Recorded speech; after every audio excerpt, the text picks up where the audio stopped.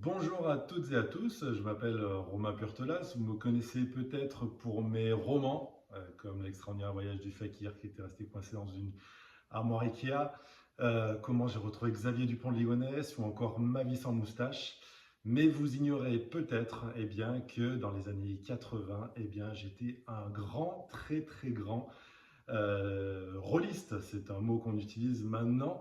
Faut dire qu'à mon époque, en 1984, le mot rôliste n'existait pas, en tout cas, moi je n'en avais jamais entendu parler. C'est que bien plus tard qu'on créera ce nouveau mot. Donc j'étais un grand joueur de jeux de rôle et plus particulièrement j'étais maître du jeu, meneur du jeu, ou dans le cas de l'appel de Cthulhu, maître des arcanes, gardien des arcanes, pardon. Et j'ai passé énormément d'années dans les jeux de rôle. Je voulais aujourd'hui vous parler de cette passion et notamment de comment j'en suis arrivé aux jeux de rôle et plus particulièrement donc de l'œil noir. Je les ai ressortis ici de mes étagères. L'œil noir qui fut mon introduction dans le monde du jeu de rôle. Je crois être l'un des seuls en France à avoir toutes les boîtes, il en manque une, la dernière, les règles avancées, Maître d'armes 2. Mais à part ça, je les ai toutes. La vidéo est en français, normalement mes vidéos sont en anglais pour des jeux internationaux, mais l'œil noir a cette particularité qui a été extrêmement jouée en France, donc c'est pour ça que je fais la vidéo en français. Bien que ce soit un jeu allemand hein, à l'origine, Das Schwarze Auge, L'œil noir, donc en allemand, c'est un jeu allemand qui a été créé en 1984. Alors comment ça s'est passé concrètement dans mon cas? Il faut savoir que, en 1984, j'ai 9 ans. J'habite à Valence, je viens d'arriver à Valence, hein, je suis né à Montpellier, j'ai vécu quelques années à Montpellier, j'arrive à Valence. Et tous les samedis matins, ma mère et moi allons faire les courses. Ça ne m'enchante pas du tout, sauf que je m'aperçois très vite que alors je sais plus quelle grande enseigne c'était, si c'était un Mammouth, un Géant Casino ou un Leclerc, je sais plus, hein. Il y a une section livres. Et voilà. Et alors moi, c'est mon grand rêve, c'est le paradis d'être entouré de livres. Donc ma mère me laisse là pendant qu'elle fait les courses. Je me rappelle encore, je ne sais plus l'enseigne, mais je me rappelle qu'en entrant, on était tout de suite dans le rayon livres. Donc moi, je reste là. Et donc, bon, moi, je passe ma vie à lire des livres. C'est vraiment quelque chose qui, depuis petit, me passionne pour vivre une autre vie, en fait, m'évader de la réalité. Il y a les livres dont vous êtes le héros qui apparaissent. Je ne sais pas si l'œil noir apparaît avant ou c'est les livres dont vous êtes le héros, mais les livres dont vous êtes le héros, c'est des livres dans lesquels vous choisissez des options et en fait vous lisez, hein, c'est pas du tout dans l'ordre, hein, les paragraphes, et comme ça vous êtes le héros en fait, comme le dit le nom du livre, de l'aventure que vous lisez. Pour moi, ça c'est une révélation parce que d'un coup il y a cette liberté qui est encore plus que celle de la lecture. La lecture, c'est vivre d'autres vies à travers les personnages. Mais le livre dont vous êtes le héros, c'est faire votre aventure vous-même, dans les limitations, bien entendu, du livre. C'est vous qui choisissez. Vous prenez la porte de gauche, la porte de droite, vous décidez de combattre ce monstre ou pas de combattre. Enfin, et ça, pour moi, c'est une liberté incroyable. Donc, ça surpasse, on va dire, la littérature, les romans, pour moi. Et puis, d'un coup, il y a l'apparition des jeux de rôle, et notamment de l'œil noir. C'est le premier qui apparaît, hein. L'œil noir, initiation au jeu d'aventure, c'est la première boîte. Et là, pour le coup, c'est encore mieux que le livre dont vous êtes le héros, parce que dans le livre dont vous êtes le héros, il y a toujours des options très limitées. Vous êtes devant deux portes, vous ouvrez la porte de gauche, vous ouvrez la porte de droite. Si vous ouvrez la porte de gauche, elle est au paragraphe 40. Si vous ouvrez celle de droite, elle est au paragraphe 150. Mais on est limité. Si j'ai pas envie d'ouvrir les portes, si j'ai envie de partir, si j'ai envie de faire autre chose, eh bien tout ça n'est pas dans ces livres-là. Or, d'un coup, vous avez la liberté de pouvoir faire ce que vous voulez dans les jeux dont vous êtes le héros. Donc le premier, c'est L'œil noir, 1984. Je suis donc dans cette grande enseigne. Ma mère m'a laissé pour faire les courses et je découvre une boîte de jeux. L'œil noir, un jeu événement. L'œil noir est un système de jeu de rôle et d'aventure qui se déroule dans un pays imaginaire, l'aventurie. Vous incarnez un héros que vous créez vous-même et dont vous vivez les aventures. La boîte contient le livre des aventures, le livre des règles, l'écran du maître, le plan du destin, les certificats d'identité. Bon, pour moi, c'est la révélation d'un monde nouveau. Je me dis, mais qu'est-ce que c'est que ce truc? Donc, ma mère finit de faire les courses. Évidemment, je lui dis, maman, tu peux m'acheter ce jeu. Elle me l'achète. Et là, c'est voilà, pour moi, c'est la claque. Je tombe dans un monde qui est justement le monde des livres dont vous êtes le héros, mais là, vous pouvez jouer avec vos copains. Il y en a un qui fait le maître de jeu, le meneur de jeu, et en fait, vous les emmenez dans votre imagination, et il y a pas d'accessoires, il n'y a pas de... C'est pas comme les jeux de société, nous on est habitués à Monopoly, on est habitué à Cluedo, et bien là c'est un jeu où vous n'avez pas de choses palpables, tout est dans la tête. Alors là pour moi c'est l'épiphanie, c'est merveilleux, puisque je suis quelqu'un qui a depuis petit énormément d'imagination, qui me réfugie dans un autre monde. Et alors là, pour moi, c'est voilà, c'est la découverte des jeux de rôle. Et là, ça va partir dans tous les sens et je vais m'acheter tous les jeux de rôle qui vont sortir les uns après les autres et toujours être maître du jeu. Voilà, ce qui me passionne, moi, c'est créer des aventures, c'est d'imaginer des scénarios pour que mes joueurs, mes copains, eh ben, puissent partir avec moi dans une aventure. Donc, voilà, première boîte, l'initiation au jeu d'aventure, 1984. En France. Il faut savoir qu'à cette époque-là, on ne parle pas de Donjons et Dragons, tout ça c'est vraiment un phénomène. Pourtant, Donjons et Dragons est sorti en 1973, donc ça fait, on va dire, 10 ans que Donjons et Dragons est sorti aux États-Unis, 10 ans avant ça en France. Mais en France, on ne parle pas de ces jeux-là. Et pour moi, vraiment, la première introduction, alors il y a peut-être des gens qui sont nés avant moi, mais pour moi, mon introduction dans le jeu de rôle, ça s'est fait par l'œil noir. On a dit que l'œil noir copiait les règles de Donjons et Dragons, etc. Alors effectivement, il copie le monde, il copie la mécanique un petit peu du jeu de rôle, hein, puisque c'est vraiment Gary Gygax et Dave Hanson qui ont inventé Donjons et Dragons, qui ont pris les jeux de guerre à l'époque, des jeux de bataille, qui se résolvaient avec des lancers de dés et qui faisaient avancer des petits soldats. C'est un petit peu l'ancêtre de nos petits soldats à nous. C'est eux qui ont créé d'un coup, pourquoi pas sortir de ce jeu-là, de ce terrain, et aller dans l'imagination. Et c'est là que Donjons et Dragons est sorti. La première édition en 1973, la White Box, pour ceux qui connaissent, avec les 3 livrets dedans. Mais il y a beaucoup de choses qui sont très différentes. Les combats, par exemple, n'ont rien à voir dans l'œil noir avec Dungeons and Dragons. Par exemple, vous avez un mécanisme de combat ici dans l'œil noir qui est assez simple et qui pour moi est très réaliste, beaucoup plus réaliste peut-être que celui de Donjons et Dragons. C'est que vous avez, vous attaquez, donc vous envoyez un dé 20 pour l'attaque, le résultat doit être moindre que votre habilité à l'attaque. L'attaque au début du jeu, elle vous est donnée, c'est un chiffre qui vous est donné pour tout le monde, attaque et parade. Si vous réussissez votre attaque, c'est-à-dire si vous faites moins que le chiffre que vous avez en attaque ou égal à ce chiffre-là, eh bien votre attaque porte. L'adversaire, en général le monstre ou le personnage non joueur, va lancer un dé et va faire sa parade. Voilà. Donc en fait c'est un duel entre attaque et parade. Alors là, ici, vous avez l'apparition du coup de maître. Le coup de maître, c'est de faire un 1 sur un dé 20. Et un coup de maître, eh bien, ça vous permet de porter une attaque et elle ne peut pas être parée par l'adversaire. Donc, merveilleux, il n'a pas à lancer le dé pour parer. Et vous infligez directement des points de dégâts et en plus, vous infligez la totalité des points de dégâts, c'est-à-dire que vous notez pas le coefficient de protection de la personne.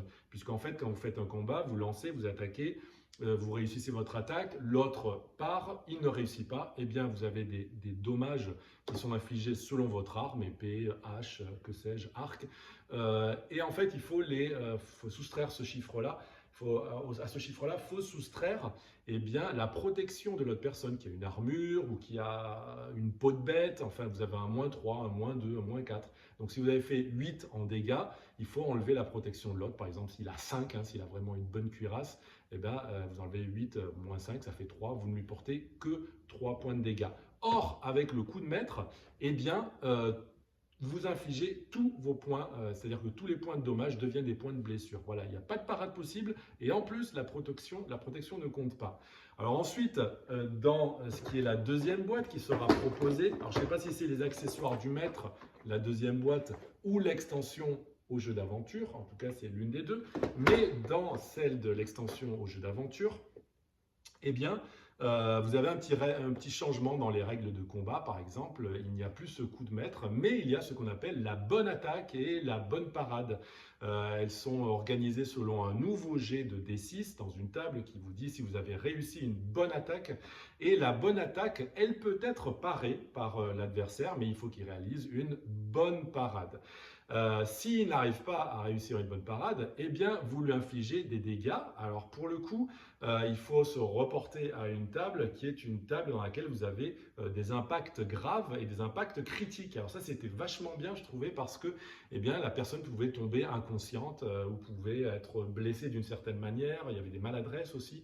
Donc ça rendait c'était beaucoup plus réaliste au niveau du combat. Et puis, vous pouviez tuer une personne en un seul coup. Il suffisait que la personne tombe inconsciente pour ensuite la finir à coup d'épée.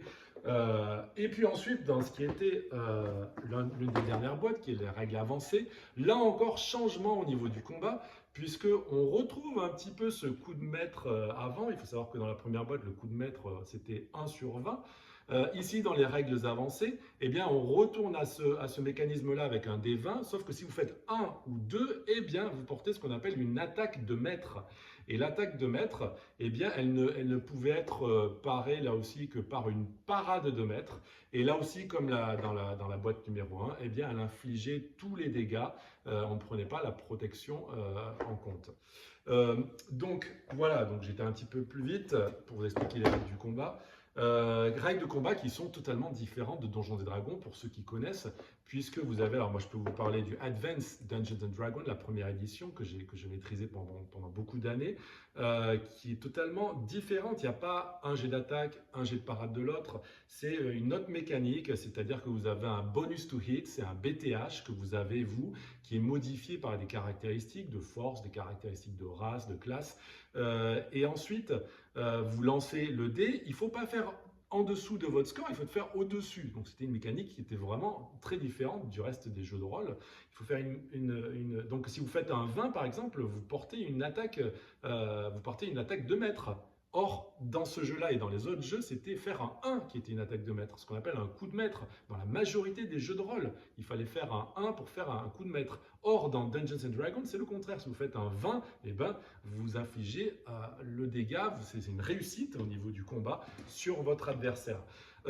Et en fait, l'adversaire, lui, il avait une AC, hein, une armor class, une classe d'armure, qui était à la fois un mélange de taux qui était calculé sur l'armure, effectivement, qu'il avait, mais aussi qui était modifié par sa dextérité, par des caractéristiques de sa race, hein, qui modifiait ça. Et en fait, il suffisait de faire AC de l'adversaire moins votre BTH, et c'était le chiffre qu'il fallait faire au dé, mais supérieurement à ce score pour pouvoir réussir une attaque. L'autre pouvait parer, mais il n'y avait pas énormément de règles pour parer. Enfin, c'était quelque chose de beaucoup plus complexe que là, et moins réaliste à mon avis, mais on en reparlera dans d'autres vidéos. Bon, la deuxième boîte qui est sortie, ou la troisième, ça dépend si les extensions sont sorties avant ou après, c'était les accessoires du maître.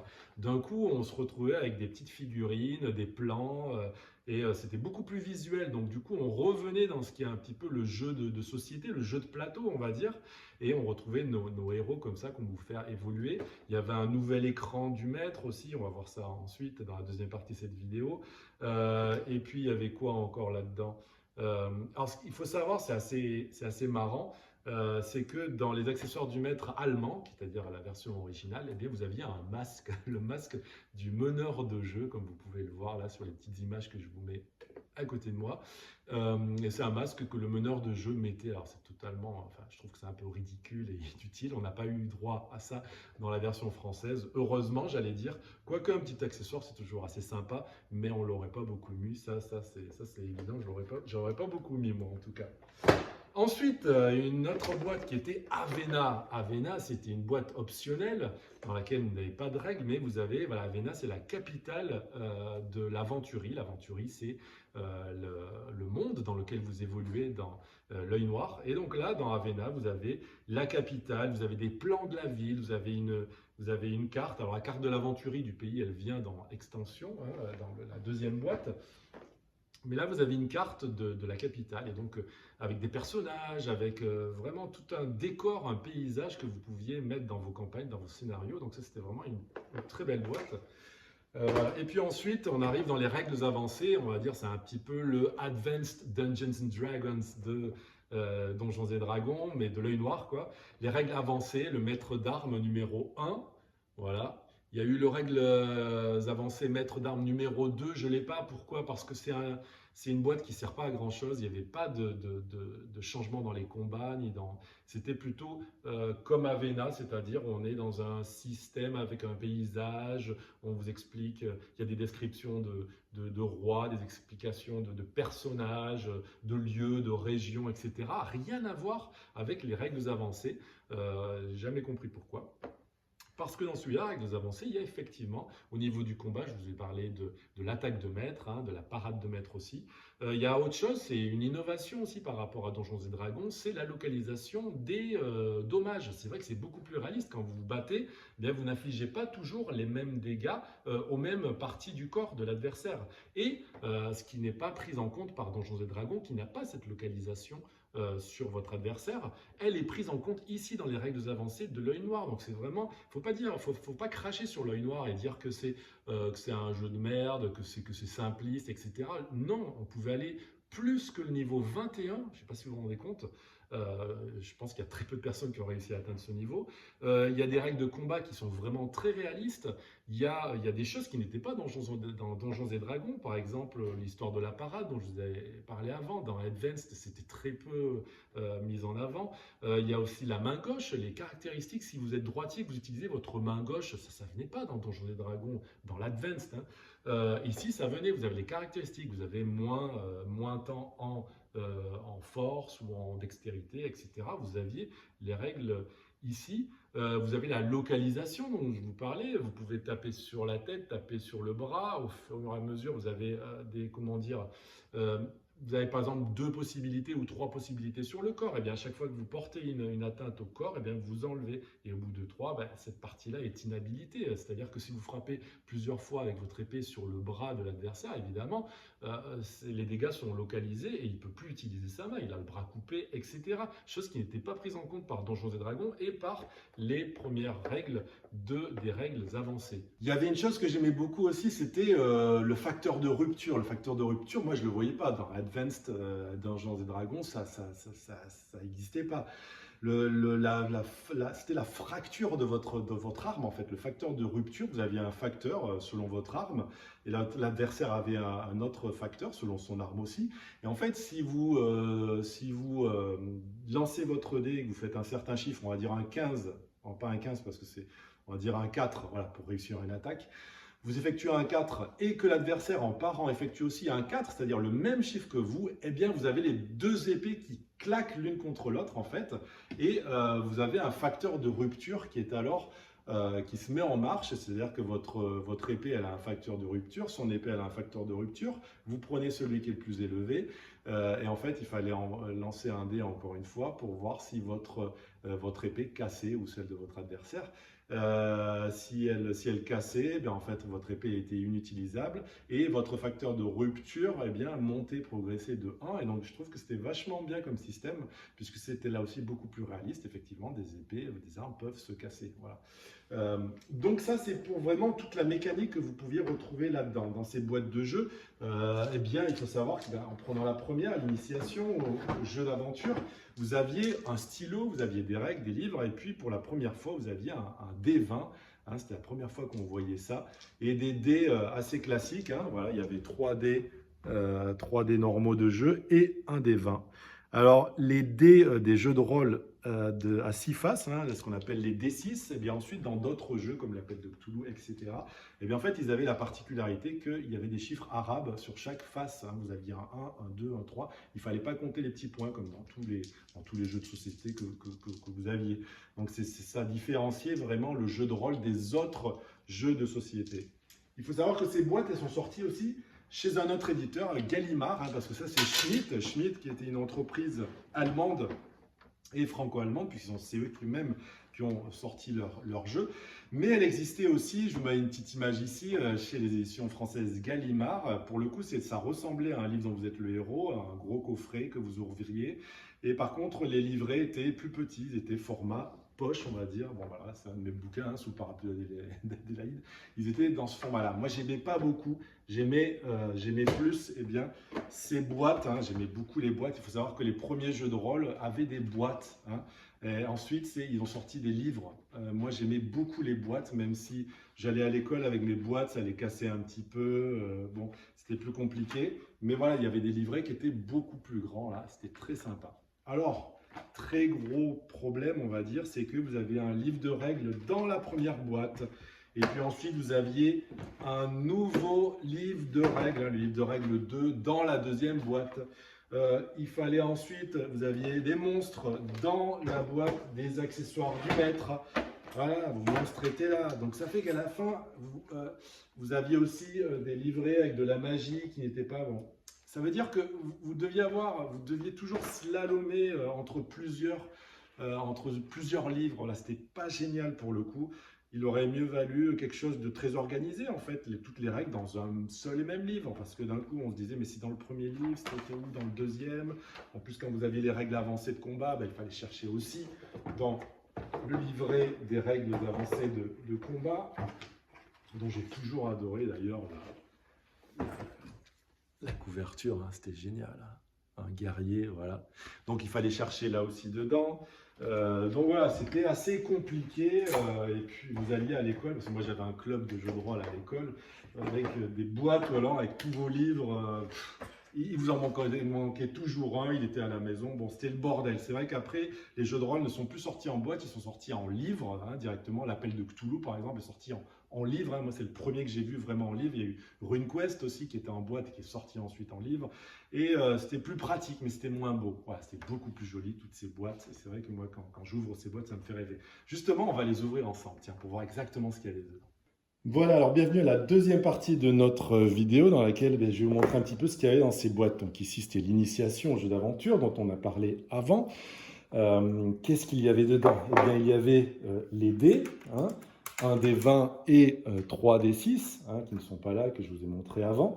Et puis, il y avait donc le livre des règles. Il y avait un stylo aussi, hein, que je n'ai plus depuis longtemps. Le livre des règles, hein, qui était... Il fait combien de pages? 64 pages. Donc, vous aviez vraiment l'initiation au jeu de rôle. D'abord, il fallait tirer les caractéristiques des héros, force, constitution, dextérité, etc. Vous aviez un certificat d'identité, ce que l'on appelle une feuille de personnage, hein, dans d'autres jeux. Vous aviez les règles du combat, les déplacements, l'évolution du héros, du premier niveau à... Je vous en ai parlé. Alors pour le coup, dans les règles avancées, c'est jusqu'au plus 21 et plus, mais ici, je crois que c'est 1, 2, 3 peut-être. Ça, je ne sais plus. Les armes, voilà, avec leurs dégâts, les armures, hein, les vêtements que vous pouviez avoir, les armes de jet. Là, il y a les caractéristiques de chaque personnage, magicien, et puis des formules magiques. Alors ici, vous aviez les premières formules magiques qui se retrouvent ensuite dans l'extension. Vous avez une suite, en fait. La baguette magique, les objets magiques, et là, vous avez vos premiers monstres, en fait, voilà, avec, eh bien, courage, énergie vitale, valeur de protection, etc. Il faut savoir, par exemple, le courage, il servait... c'est un petit peu l'initiative que vous avez dans Donjons et Dragons, qu'on lance avec un D6 ou un D20 dans Advanced. Vous avez dans le manuel du Dungeon Master, vous avez avec un D20, mais bon, bref. L'initiative, elle se faisait à coup de jet, de lancer de dés dans les autres jeux, mais dans l'œil noir, c'était celui qui avait le plus de courage, par exemple. Donc moi, si j'avais 10 et que le monstre a 5, eh c'est moi qui commence à porter ma première attaque. Voilà, les valeurs d'attaque, parade, point d'impact, classe de monstres qui vous servaient à l'expérience, les points d'expérience quand vous tuiez ces monstres. Voilà. Vous n'avez vraiment pas beaucoup, hein. Il y en a un, l'orc, gobelin, l'ogre, le troll, le kobold, le dragon volant. Voilà, c'était les premiers monstres. La suite est dans les accessoires du maître. Donc voilà, on a encore quelques notes. Le livre des aventures, pour le coup, c'était votre premier scénario. C'était marrant parce que c'était à jouer tout seul. C'était un petit peu comme un livre dont vous êtes le héros. Moi, je me rappelle que la première fois que j'ai fait jouer mes joueurs, on l'avait fait ensemble, en fait. Moi, comme maître du jeu, je leur indiquais ce qu'il y avait dans les salles et tout ça. Mais en fait, c'était pour vous, pour le faire tout seul, pour vous expliquer ce qui est un peu un jeu de rôle. Voilà. Il y a quelques plans. Et au début, c'est quoi qu'il y avait? Bon, non, c'est le scénario, voilà, hein, le déroulement du jeu. Voilà. Et puis, l'écran du maître, ça a été vraiment le début de ma passion pour les écrans de maître. J'adore ça, je fais la collection depuis enfant. des écrans de maître. Mes préférés, l'Appel de Cthulhu, Stormbringer et Hawkmoon, vraiment en termes d'écran. Là, on est vraiment dans l'écran basique, hein, vous voyez ça. C'est écrit vraiment en petit, maintenant j'ai du mal à voir ça, mais quand j'étais jeune, ça allait. C'était l'écran du maître, voilà. Des promos qu'il y avait à l'époque. Ça, c'était pour s'abonner au Minitel. Regardez, si vous appelez le club Minitel l'œil noir, waouh! Ça fait voyager dans le temps. Certificat d'identité, il y avait résultat des combats, voilà, quelques feuilles. Donc ça, c'était vraiment l'initiation. Ensuite, on passe, c'était marrant ces petites barquettes, mais non, c'était pas très pratique non plus, à l'extension jeu d'aventure, donc la deuxième boîte avec la suite des livres des règles, hein, concernant les prêtres, les dieux des prêtres, les aptitudes des héros. Là, on commence à avoir ce qui est les pourcentages en diplomatie, camouflage, lire et écrire, ce qu'on retrouve ensuite dans l'Appel de Cthulhu et dans tous les autres jeux de rôle. Bien, vous aviez ça ici en initiation. Vous avez les nouvelles formules magiques, ici pour l'Elfe des Bois et d'autres, les prodiges des prêtres. En fait, ça complétait en fait le premier manuel. La vitesse, la règle des combats, donc je vous expliquais quelques systèmes et quelques changements par rapport à la première version. Et puis ce qui était pas mal, les maladies et les infections de blessures. Ça, c'était vachement bien quand vous faites un combat, il y avait des infections de blessures. Vos blessures pouvaient s'infecter. Deuxième écran du jeu de maître, qui pour le coup n'a plus sa forme arrondie et tout ça, mais devient un vrai paravent, comme on les connaîtra ensuite. Hein. Alors là, trois volets. Pour le coup, c'était pas très heureux de faire du noir sur du gris. Ça se voyait pas très bien, mais bon, il était carré. Donc, l'Aventurie, qui était la carte avec le monde expliqué, puis encore quelques monstres. Hein. Vous aviez d'autres monstres là. Donc c'est pour ça que je vous dis, il n'y avait pas un manuel des monstres. Il fallait zigzaguer entre plusieurs manuels pour trouver des monstres. Enfin, c'était pas évident. Il n'y avait pas un seul manuel de monstres. Et l'Aventurier, qui était la carte, hein, qui était vraiment une très belle carte, avec les cases qui vous permettaient de compter le nombre de jours que vous mettiez pour aller d'un tel endroit à un tel endroit. Encore des feuilles, hein, plan du destin, certificat d'identité, etc. Voilà pour la deuxième la boîte. Ensuite, il y avait les accessoires du maître, là, qui étaient génial, avec cette figurine. Vous aviez des socles. On retrouve là un petit manuel de monstres, là, pour le coup, voilà, avec cette table qui était vachement pratique. On avait tout sous les yeux, mais c'est pas beaucoup de monstres. Si vous regardez le livre des monstres de Donjons et Dragons, qui était plus de 350 monstres, hein, ça faisait vraiment pas le figure celui-là. Mais bon, un truc qui était merveilleux, c'était les pièges. Les pièges, ça c'était super pour mettre vos héros dans des difficultés incroyables. Des énigmes aussi que vous pouviez proposer à vos joueurs. Voici les figurines, hein, que vous aviez à découper et à faire évoluer sur votre terrain. Voilà, moi je faisais des photocopies pour pas, j'ai toujours été très soigneux. Je faisais des copies de ça et je les coupais pour ne pas couper les versions originales de mes jeux. Voilà, ici des cases pour faire évoluer votre personnage sur un terrain bien particulier. Et ça a facilité au niveau des combats, savoir qui était où, voilà, est-ce qu'on pouvait porter telle attaque ou pas en fonction de votre localisation, de votre situation sur le plan. Ici, Avena, dont je vous parlais, qui était la capitale, hein, de l'Aventurie, ici avec une belle carte couleur de la ville, hein, de la capitale. Ça, c'était merveilleux pour faire évoluer vos joueurs. Une carte aussi en noir et blanc, hein, et puis des tables, voilà, de rencontres aléatoires, un petit peu comme dans Donjons et Dragons, où tout était calculé sur des tables, hein, si vous n'aviez pas beaucoup d'imagination. Des personnages, voilà, que vous pouviez rencontrer, un cahier de plans encore. Et puis là, pour la première fois, des D10, voilà, 3 D10 qui étaient donnés avec la boîte. Ça, c'était merveilleux pour calculer les pourcentages. Donc, voilà. On passait du D20 au D10. Et enfin, les règles avancées, maître d'armes numéro 1. Comme je vous dis, le maître d'armes numéro 2 n'a aucun intérêt. Voilà, avec ici, pour la première fois, ce dont je vous parlais. Alors, on pouvait jouer directement à celui-là sans être passé par l'initiation, puisque ici, vous voyez, création d'un héros. On pouvait créer un héros de nouveau. Vous aviez des nouvelles règles pour les attaques et parades, comme je vous en ai parlé avant. Et puis, vous aviez la localisation, donc des dégâts, comme vous pouvez voir ici. Voilà, vous localisiez le dégât infligé sur un bras, sur la tête, sur les jambes. Alors, les armures et tout ça, vous avez ici dans les équipements eh bien, une description de la partie qui était sauvegardée par l'armure ou le bouclier. Voilà, donc ça c'était vraiment très, très bien.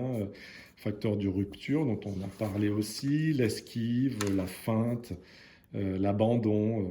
Voilà. Alors ici, par exemple, le topé est un casque métallique léger à rebord. Le métal n'est que rarement poli et il vous dit qu'il protège la tête. Voilà, avec une protection seulement, hein. Il y a un zéro seulement.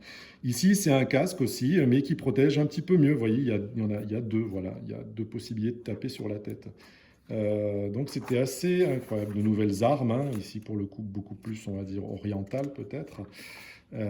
Et puis cette invention-là du concepteur de jeu, les pierres runiques, qui étaient vraiment d'aucune utilité, hein, pour la magie, et il vous donnait 12, je crois, pierres runiques.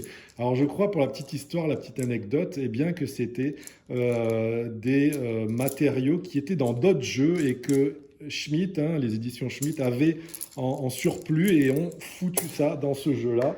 Voilà, et vous vous débrouillez avec. Et puis il y avait Vers un nouveau monde qui était la description du monde qui pour le coup n'était plus l'aventurie, mais je ne me rappelle plus, c'était Tarun ou un truc comme ça. C'était un nouveau nom. Et donc c'était un autre monde. Et puis voilà, vous aviez la description, un nouveau monde. Voilà. Mais bon, moi j'ai continué à jouer dans l'aventurie, hein, c'était beaucoup plus pratique. Ouais, et puis là aussi des petites cartes comme ça. Voilà. Voilà pour le petit coup d'horizon de l'œil noir, des boîtes d'initiation et de règles avancées. Voilà, j'espère que cette vidéo sur l'œil noir et sur mon introduction dans le monde du jeu de rôle vous a plu, vous a appris des choses, vous a fait voyager. C'est une Madeleine de Proust, hein, de repartir dans la nostalgie de ces années-là. Moi, j'adorais ces années-là. J'allais à l'école seulement pour jouer au jeu de rôle, quoi. Faut savoir, depuis la troisième jusqu'à la terminale et ensuite à la fac, je n'y allais que pour jouer au jeu de rôle.